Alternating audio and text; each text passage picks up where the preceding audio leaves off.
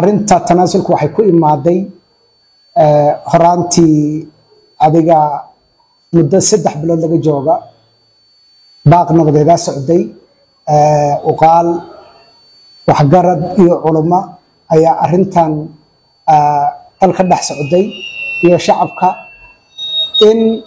iska qabsigan siyaasadeed xal loo helo oo iska qabsigana soo dhamaado soo afjarma marka ugu dambeyntii anakoo og in shacabkeena sharafta leh ceeldaas ayagoo abaar ka soo baxeen u nuglaadeen dhaqaale xumada wadanka ka jirta barakacyaal ay ku noqdeen countiyar kala oo haddana loolanka adkaay laga soo baxay oo liis calool cunay waxaan doorbidnay arintan in nabad laga keeno baaqa ugu dambeyn waxaas ka soo baxay suldaankeena sharafta leh iyo uqaashiisa oo codsaday in arintan iska qabsiga siyaasadeed oo daba dheeraaday la soo afjaro anigoo siyaasiga ahaana waa ka dhaga adkaan waaye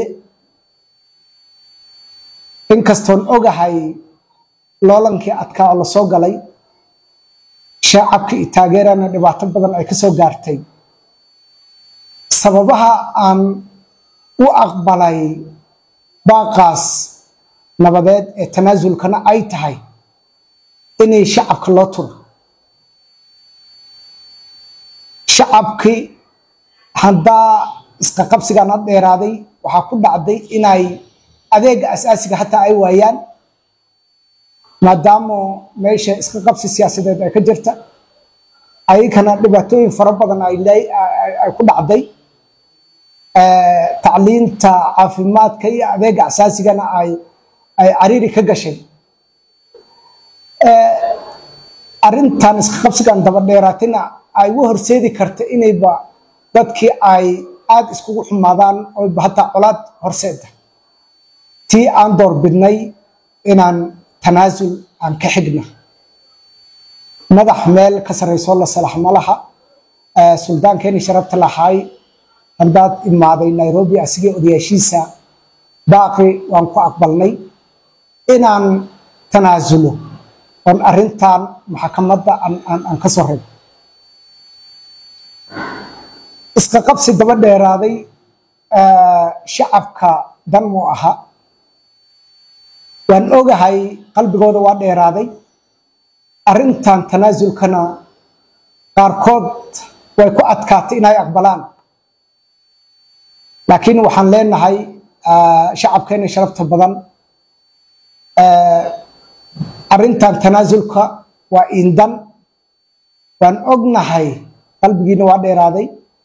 waa lees calool cunay dadka walaalo ah markii arinta heerkan gaartana calool cunkan faraha badan waxaa dhaliyaa inay xawaalo badiyaan ay xoolo beelaan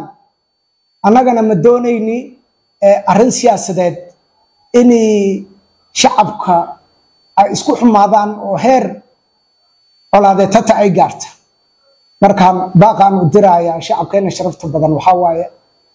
inay nala gartaan inay dartood aan u tanaasulnay oo iska qabsiga siyaasadeed